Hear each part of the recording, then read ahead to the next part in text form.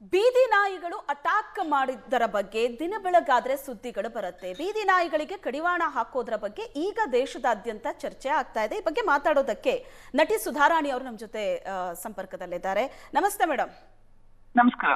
ನಮಸ್ಕಾರ. ಬೀದಿ ನಾಯಿಗಳಿಗೆ ಕಡಿವಾಣ ಹಾಕೋದ್ರ ಬಗ್ಗೆ ಬಹಳ ಜೋರಾಗಿ ಚರ್ಚೆ ಆಗ್ತಾ ಇದೆ. ದೆಹಲಿಯಲ್ಲಿ ಸುಪ್ರೀಂ ಕೋರ್ಟ್ ಆದೇಶ ಹೊರಗಡೆ ಬಂದ ನಂತರ ಅಂತೂ ಈಗ ಬೆಂಗಳೂರು ಸೇರಿದಂತೆ ಕರ್ನಾಟಕದಾದ್ಯಂತ ಕೂಡ ಈ ತರದ ಒಂದು ಆದೇಶ ಮಾಡಬೇಕು, ಯಾಕಂದ್ರೆ ಬೀದಿ ನಾಯಿಗಳ ಕಾಟ ಜಾಸ್ತಿ ಆಗಿದೆ ಅಂತ. ಸೊ ಇದಕ್ಕೆ ನಿಮ್ ಫಸ್ಟ್ ರಿಯಾಕ್ಷನ್? ಆಕ್ಚುಲ್ ಫ್ಯಾಕ್ಟ್ಸ್ ಇದ್ರ ಹಿಂದೆ ಇರೋಂತ ಒಂದು ಏನಂತಾರೆ, ಒಂದು ಸೈಂಟಿಫಿಕ್ ಅಪ್ರೋಚ್ ಏನಿದೆ ಅಂತ ತಿಳ್ಕೊಳ್ದೆ ಯಾರು ನಮ್ಮ ದೇಶದ ನ್ಯಾಯನ ಎತ್ತಿ ಹಿಡಿಬೇಕೋ ಅವರೇನೆ ಇದರಲ್ಲಿ ಏನಂತಾರೆ ತಪ್ಪು ಹೋಗಿದ್ದಾರೆ, ಎಡವಿದ್ದಾರೆ. ಏಕೆಂದ್ರೆ ಅವರು ಇದ್ರ ಏನಂತಾರೆ ಒಂದು ಸುಮೋಟೋ ಕೇಸ್ ಏನ್ ಹಾಕಿದ್ದಾರೆ ಆ ಆಕ್ಚುಲ್ ಫ್ಯಾಕ್ಟ್ಸ್ ಚೆಕ್ ಮಾಡಿಲ್ಲ. ಯಾವ್ದೋ ಒಂದು ಇನ್ಸಿಡೆಂಟ್ ಪೇಪರ್ ಅಲ್ಲಿ ಓದಿ ಆ ಪೇರೆಂಟ್ಸ್, ಆ ಹುಡುಗಿ ಪೇರೆಂಟ್ಸ್ ಬಂದು ಹೇಳಿದ್ದಾರೆ ಆ ಹುಡುಗಿ ರೇಬಿಸ್ ಇಂದ ಅಲ್ಲ, ಮೆನೆಂಜೈಟಿಸ್ ಬ್ರೈನ್ ಫೀವರ್ ಇಂದ ಸತ್ತಿದ್ದು ಅಂತ. ಬಟ್ ಇಷ್ಟೆಲ್ಲ ಇರುವಾಗ ಏಕ್ದಮ್ ಈ ಏನಂತಾರೆ ನಮ್ಮ ಇಂಡೀಸ್ ಬಗ್ಗೆ, ಕಮ್ಯುನಿಟಿ ಡಾಗ್ಸ್ ಬಗ್ಗೆ ಅದ್ರದ್ದು ಬೆನಿಫಿಟ್ಸ್ ಏನು, ಯಾವ್ದೊಂದು ರಿಸರ್ಚ್ ಮಾಡಿದೆ ಅದಕ್ಕೆ ಸಂಬಂಧಪಟ್ಟಂತ ಅಥಾರಿಟೀಸ್ ಅಂತಾನು ಹೇಳಲ್ಲ, ಅಂದ್ರೆ ಅದ್ರ ಬಗ್ಗೆ ತಿಳುವಳಿಕೆ ಇರುವಂತ ಯಾವುದೇ ಒಂದು ಅನಿಮಲ್ ವೆಲ್ಫೇರ್ನವ್ರನ್ನಾಗ್ಲಿ ಯಾರನ್ನೂ ಒಂದು ಇದಕ್ ತಗೊಳ್ದೇನೆ ಸುಮ್ನೆ ಏಕ್ದಮ್ ಇದೊಂದು ಡಿಸಿಷನ್ ಪಾಸ್ ಮಾಡಿದ್ದಾರೆ. ಅಂಡ್ ಇದರಿಂದ ತೊಂದ್ರೆ ಏನಂತಾರೆ ಈ ಕಮ್ಯುನಿಟಿ ಡಾಗ್ಸ್ ಇಂದ ತೊಂದ್ರೆ ಇಲ್ಲ ಅಂತ ನಾ ಹೇಳ್ತಾ ಇಲ್ಲ, ಆದ್ರೆ ಅದಕ್ಕೂ ಕಾರಣ ಯಾರು? ನಾವೇ ಅಲ್ವಾ? ಏಕೆಂದ್ರೆ ಅದಕ್ಕೆ ಮಾಡ್ಬೇಕಾಗಿರುವಂತದ್ದು ಏನೊಂದು ಗೌರ್ಮೆಂಟ್ ಆಗ್ಲಿ ಅಥವಾ ಅದಕ್ಕೆ ಸಂಬಂಧಪಟ್ಟ ಅಧಿಕಾರಿಗಳು ಯಾವ್ದೊಂದು ಕರೆಕ್ಟ್ ಆಕ್ಷನ್ಸ್ ತಗೋತಾ ಇಲ್ಲ. ಸುಮ್ನೆ ಎಲ್ಲಾನು ಇವಾಗ ನಾವು ಒಂದು ಡಾಕ್ಟರ್ ಹತ್ರ ತಲೆನೋವು ಅಥವಾ ಕಾಲ್ ನೋವು ಕೈ ನೋವು ಅಂತ ಹೋದ್ರೆ ಏಕ್ದಮ್ ಎತ್ಕೋತಾ ತಲೆನೋ ಕಾಲೋ ಕೈ ಕತ್ತರಿಸ್ಬಿಡಲ್ಲ ಅಲ್ವಾ? ಅದು ಯಾತಕ್ ನೋವು ಶುರು ಆಗಿದೆ, ಎಲ್ಲಿಂದ, ಏನ್ ಪ್ರಾಬ್ಲಮ್ ಅಂತ ತಾನೇ ನಾವು ನೋಡ್ಬೇಕು.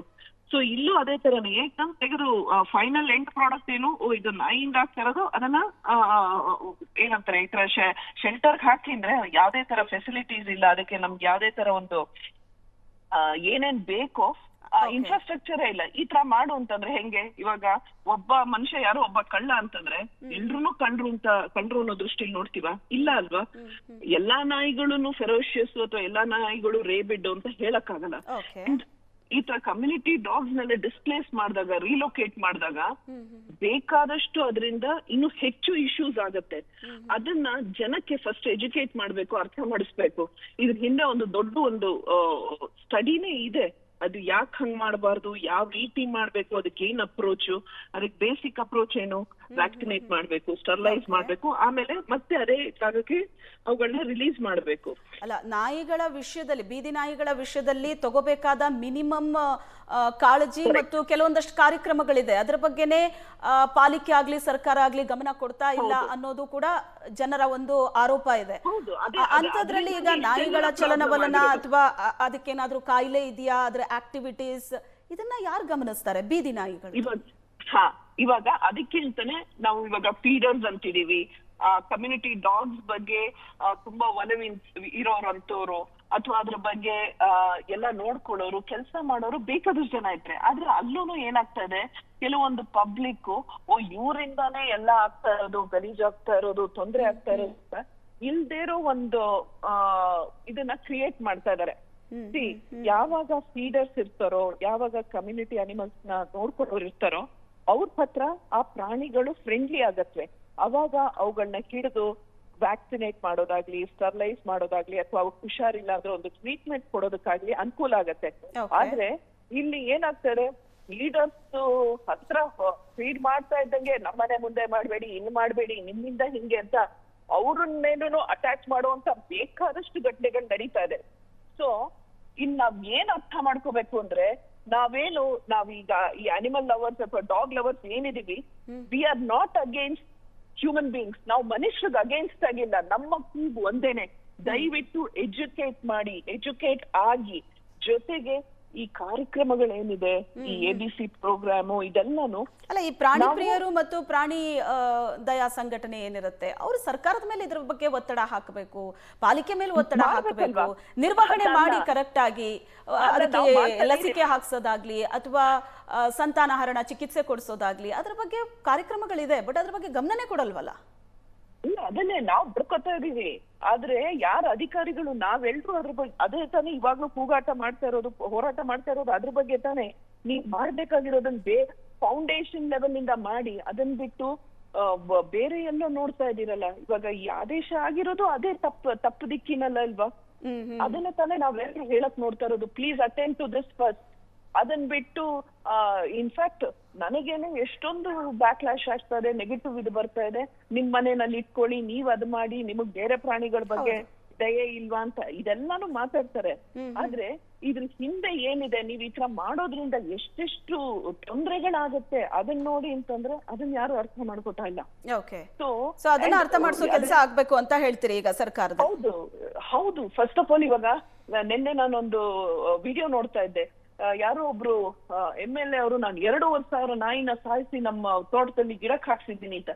ಇಂಥ ಮನೋಭಾವ ಇದ್ರೆ ನಾಳೆ ಅವ್ರಿಗೆ ಏನೋ ಒಂದು ಬಂದ್ರೆ ಯಾರೋ ಒಬ್ರು ಹೇಳ್ತಾರೆ, ಯಾರೋ ಒಂದ್ ಮಗುನ್ ಬಲಿ ಕೊಡಿ, ಯಾರೋ ಒಂದ್ ಮನುಷ್ಯನ್ ಬಲಿ ಕೊಡಿ, ನಿಮ್ಗೆ ಒಳ್ಳೇದಾಗತ್ತೆ, ನಿಮ್ ತೋಟದಲ್ಲಿ ಗಿಡ ಚೆನ್ನಾಗ್ ಬೆಳೆಯತ್ತೆ ಅಂದ್ರೆ ಮಾಡಕ್ಕೆ ಇವ್ರು ಹಿಂದೆ ಹೊಡಿಯಲ್ಲ. ಏಕೆಂದ್ರೆ ಅದು ಎಷ್ಟು ಕೆಟ್ಟ ಸೈಕಾಲಜಿ ಇರ್ಬೇಕು ನೋಡಿ. ಈ ತರ ಒಂದು ಜೀವ, ಅದು ಪ್ರಾಣಿನೇ ಆಗ್ಲಿ ಮನುಷ್ಯನೇ ಆಗ್ಲಿ, ಒಂದು ಜೀವಕ್ಕೆ ಹಾನಿ ಮಾಡ್ಬೇಕು ಅನ್ನೋ ಥಾಟ್ ಬಂದಾಗ ಇವರೆಲ್ಲ ಇದು ವಯಸ್ಸ ಎರಡೂ ಆಗಬೇಕು. ಒಂದು ಬೀದಿ ನಾಯಿಗಳಿಗೂ ಕೂಡ ಯಾರು ಕ್ರೌರ್ಯ ತೋರಿಸಬಾರದು, ಅದಕ್ಕೂ ಪ್ರೀತಿ ತೋರಿಸಬೇಕು.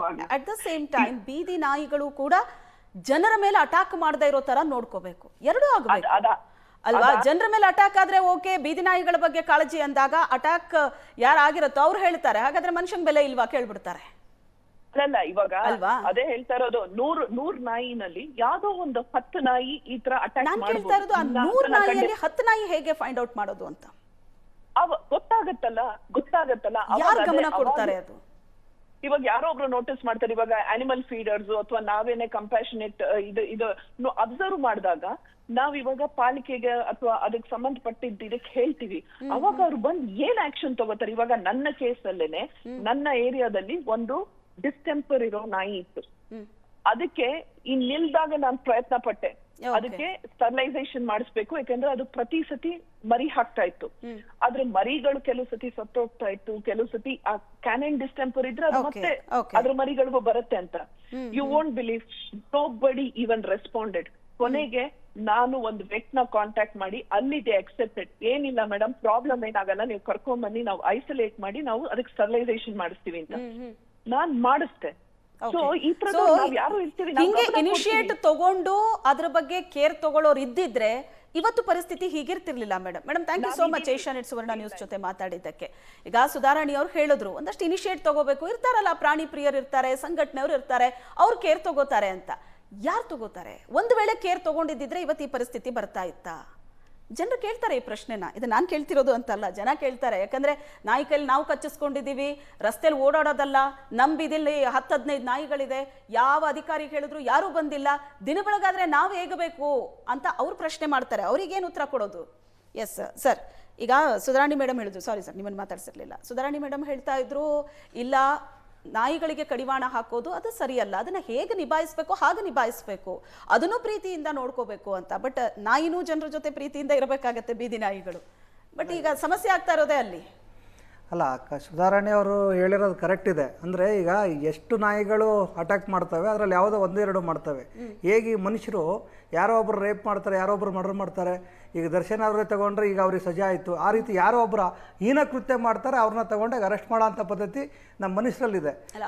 ಅಲ್ಲಲ್ಲ, ಅದನ್ನಲ್ವಾ? ಆದರೆ ಇಲ್ಲಿ ಅದನ್ನ ಕನ್ನಡಿಯವರು ಯಾರು ಅಂದ್ರೆ ಎಲ್ಲರೂ ಹಂಗೆ ಅಂತ ಕನ್ಸಿಡರ್ ಆಗುತ್ತೆ. ಒಂದು ಉದಾಹರಣೆ ಏನು ಅಂದ್ರೆ, ಸಾಕ್ಷ್ಯಗಳಿದೆ, ಅವ್ರ ಮೇಲೆ ಆಕ್ಷನ್ ಆಗತ್ತೆ, ಅವರೆಲ್ಲಿರ್ಬೇಕು ಅಲ್ಲಿದ್ದಾರೆ. ಅಲ್ಲ, ಅದಕ್ಕೆ ಹೇಳ್ತಾ ಇರೋದು, ನಾಯಿ ವಿಷಯದಲ್ಲೂ ಕೂಡ ಈಗ ಯಾವುದೋ ಒಂದು ಅಟ್ಯಾಕ್ ಮಾಡ್ತಾ 2 ನಾಯಿಗಳು ಮಗುನ ಅಟ್ಯಾಕ್ ಮಾಡ್ತಾ ಇದೆ.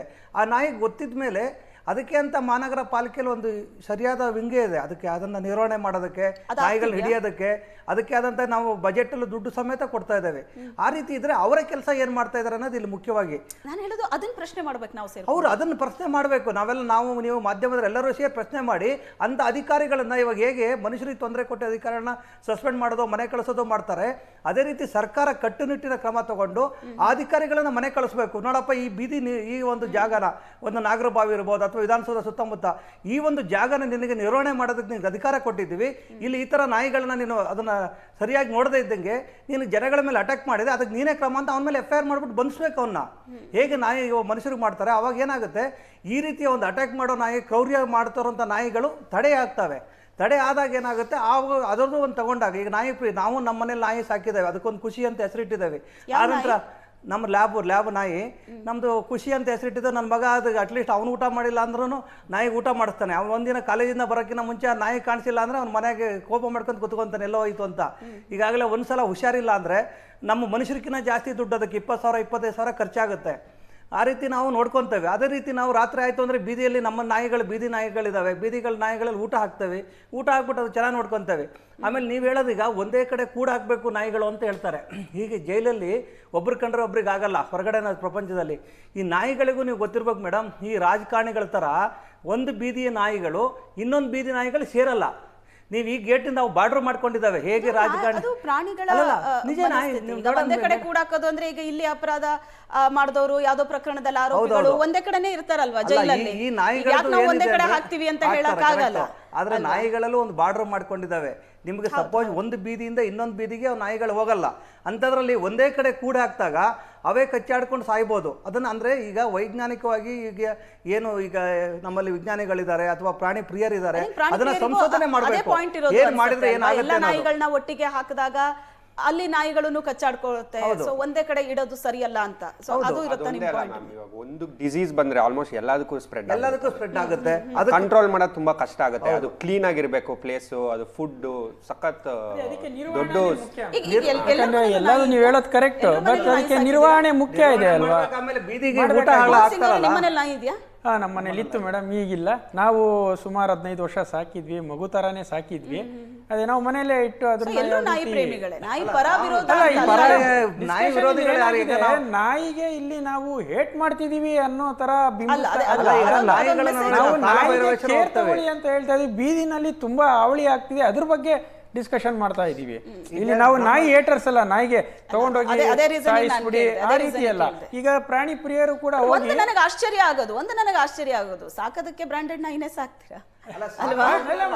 ಬೀದಿ ನಾಯಿಗಳ ಬಗ್ಗೆ ಕಾಳಜಿ ಇದೆ ಅಂತ ಹೇಳ್ತೀರಾ, ಬಟ್ ಅದನ್ನ ಬೀದಿಲ ಇರುತ್ತೆ. ಇಲ್ಲ, ನಮ್ಮ ಗೇಟಲ್ಲೂ ಬೀದಿ ನಾಯಿಗೆ ನಾವು ಊಟ ಹಾಕ್ತಿವಿ, ಇಲ್ಲ ಅಂತಲ್ಲ. ಯಾಕಂದ್ರೆ ಅದ್ರ ನಿರ್ವಹಣೆ ನಾವು ಮಾಡ್ತೀವಿ. ಸೊ ಹಾಗೆ ನಾವು ಪ್ರಾಣಿ ಪ್ರಿಯರ್ಗೂ ಹೇಳ್ತೀವಿ.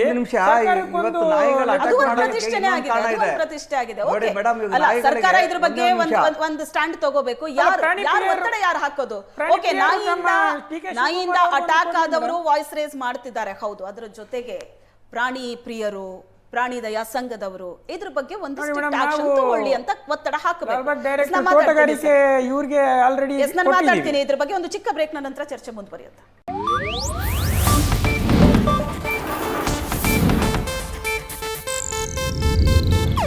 ಇದು ಏಷ್ಯಾನೆಟ್ ನ್ಯೂಸ್ ನೆಟ್ವರ್ಕ್ ಪ್ರಸ್ತುತಿ.